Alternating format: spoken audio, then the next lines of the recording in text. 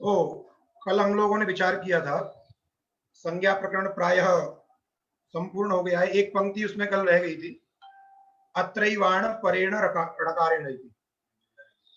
तो कुछ लोगों ने बोला भी था, अत्रैवाण में पहले समझे, अणुदित सूत्र जो है सावर्ण का ग्राहक सूत्र है। तुल्यास्य प्रयत्नम सवर्णम सूत्र से जो सवर्ण संज्ञा होती है उसका ग्रहण कराता है अणुदित सवर्ण से चा प्रत्यय। और उसके दो वाक्य हमने बताए थे, अप्रत्यय केवल अण का विशेषण है, उदित का विशेषण नहीं है। दो वाक्य करने के पश्चात अप्रत्यय अण सवर्ण से संज्ञा और उदित च सवर्ण से संज्ञा, ऐसा सूत्रार्थ वहां किया था। पुनः अण प्रत्याहार के बारे में बताना था, क्योंकि वर्ण समाम्नाय में ण जो है दो जगह उच्चरित है। अनुबंध जिसको बोलते हैं, अंतिम अंतिम जो वर्ण होते हैं उनको अनुबंध शब्द से कहा जाता है। वह जो णकार अनुबंध है वो दो जगह है, एक अय्युण सूत्र में है, दूसरा जो है लण सूत्र में है। कदाचित कदाचित क्या हमेशा ही आपको संदेह होगा कि अण प्रत्याहार कहां तक लेना है, अय्युण के ण तक समझना है अथवा लण के ण तक समझना है। इसीलिए ग्रंथकार ने संदेह की निवृत्ति के लिए लिखा, अत्रैव अण परेण णकारेण। अत्रैव का तात्पर्य अस्मिन् सूत्रे एव, अर्थात यत्र यत्र अणुदित सूत्रस्य प्रवृत्ति, अर्थात अणुदित सूत्र को लगा करके अण पद से जिनका व्यवहार किया जाता है वहां पर अण प्रत्याहार का तात्पर्य परणकार से है। जैसे दृष्टांत में हमने बताया था, इको अणची सूत्र में अची शब्द कहा गया, अची, वो अच जो है अणवी है, क्योंकि अण व्यापक प्रत्याहार है और अच जो है व्याप्य है। तो वहां पर अणुदित सूत्र की जो प्रवृत्ति होगी, अर्थात अणुदित सूत्र को लगा करके अच पदों का जो ग्रहण होगा, वहां अण पद से परणकार तक समझना। तो हम इसको इसीलिए यहाँ पे कह रहे हैं कि अस्मिन् सूत्रे एव, अणुदित सूत्रे एव अण प्रत्याहार परणकारम यावत, अर्थात लण सूत्र घटक णकार तक अण प्रत्याहार लिया जाता है, जिससे अवान्तर जितने भी प्रत्याहार हैं, अच है, इण है, उण है, अन्य जो भी यण है, वो सभी प्रत्याहार अण के अंतर्गत हो जाते हैं। अन्यत्र जहां भी रहेगा अण प्रत्याहार, जैसे सूत्र है ड्रलोपे दीर्घस्य, ड्रलोपे पूर्वस्य दीर्घोण, वहां पर भी अण शब्द आया है, वहां भी अण अण प्रत्याहार का ही बोधक है, किंतु वहां अण प्रत्याहार से तात्पर्य पूर्वणकार तक है, केवल पूर्वणकार तक लिया जाएगा, जिसमें अ ई उ तीन ही वर्ण आएंगे। केवल अणुदित सूत्र में परणकार तक लिया जाएगा। इसीलिए ग्रंथकार ने लिखा था, अत्रैवाण परेण णकारेण। अत्रैव माने अस्मिन् सूत्रे एव, अस्मिन् सूत्रे एव परेण णकारेण यावत अण माने अण प्रत्याहार, ये बात थी इसमें। और एक श्लोक आपके टीका में देखिए, गीता प्रेस गोरखपुर वाली किताब जिनके पास में है, उसमें नीचे लिखा है कहां कहां अण प्रत्याहार पूर्णकार तक है, कहीं इण प्रत्याहार भी है, क्योंकि इण प्रत्याहार भी बनता है। तो उसमें लिखा है अत्रेदम प्रमाणम, ये प्रमाण कोई ऐसे किसी ने बनाया नहीं है, ये सूत्रों के व्यवहार को देख करके, इण घटित सूत्र भी है, अण घटित सूत्र भी है, इण अण घटित सूत्रों के व्याख्यान को देख करके ये निश्चय कर दिया है। क्या निश्चय कर दिया है?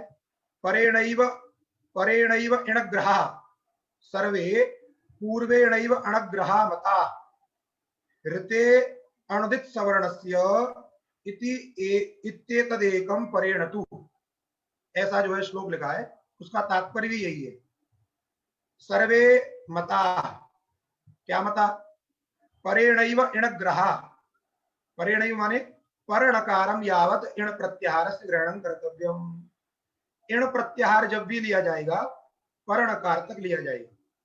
जैसे इण घटित जो सूत्र है, इण को सूत्र है, इण घटित आता है, तो वहां पे जो इण प्रत्याहार लिया जाएगा वह परणकार अर्थात लण के णकार तक लिया जाएगा। इसलिए कहा परेणैव इणग्रहा और पूर्वेणैव अणग्रहा, और पूर्व णकार तक अण लिया जाएगा।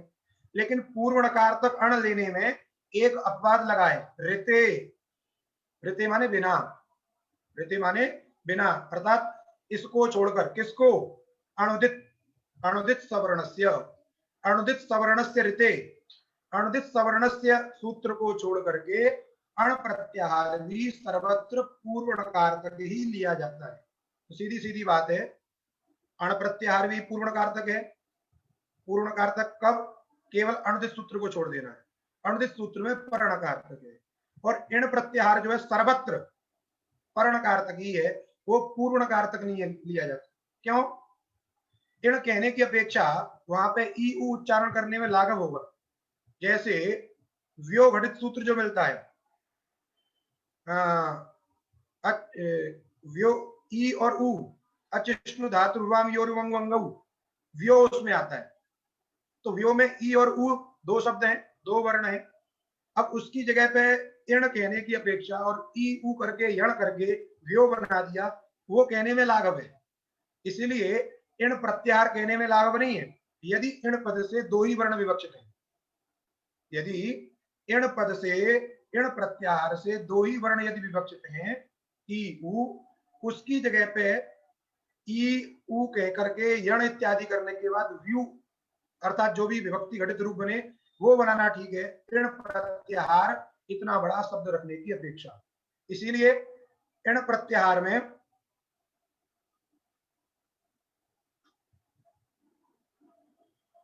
इस श्लोक में 3 पाग में तो छूटा है कहां, अब हमें समझ में नहीं आया आपने क्या लिखा है सुजन जी।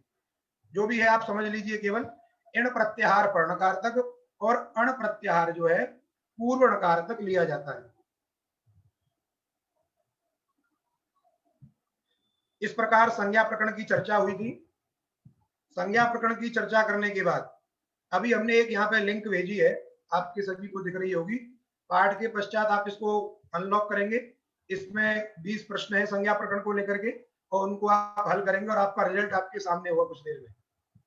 तो आपने कितनी मेहनत की ये भी एक परीक्षण आपका हो जाएगा। अभी कोई नहीं करेगा, क्योंकि आप अभी इसमें करने लगेंगे तो मेरे पास मैसेज आएगा जैसे रिस्पॉन्स करोगे आप, मुझे पता लग जाएगा अभी पढ़ कौन रहा है और रिस्पॉन्स कौन कर रहा है। तो अभी आप पाठ में ध्यान दें। संज्ञा प्रकरण के पश्चात अब हम संधि प्रकरण की ओर बढ़ते हैं। क्योंकि संधि की चर्चा संज्ञा प्रकरण में कर दी है, सूत्र है आपका परः सन्निकर्षः संहिता, परः सन्निकर्षः संहिता। संधि जो कार्य हैं, संधि जो कार्य हैं वो संहिता के अधिकार में होते हैं। क्यों? क्योंकि संधि और संहिता दोनों पर्याय है। संहिता माने संधि, संहिता हो गई अर्थात संधि हो गई। इसलिए संज्ञा प्रकरण को पहले बनाने का उपयोग यही है कि संधि के उपयोगी जितनी संज्ञाएं हैं, संधि कार्य उपयोगिनी जितनी संज्ञाएं हैं, उनका निरूपण इस संज्ञा प्रकरण में किया गया है। अतः संज्ञा प्रकरण को पहले रखा गया और उसके पश्चात संधि निरूपण प्रारंभ कर रहे हैं। संधि कितनी है ये अंतिम में आपको पता लगेगा। जब पूरी संधि प्रकरण पढ़ लोगे तो वहां पे एक विशिष्ट वाक्य मिलेगा, उसकी चर्चा वहीं करेंगे। तो पहले अच संधि, हल संधि और विसर्ग संधि 3 तो आप जानते ही हैं। अच संधि का तात्पर्य क्या है? जैसे प्रकरण का आरंभ लिखा अथाच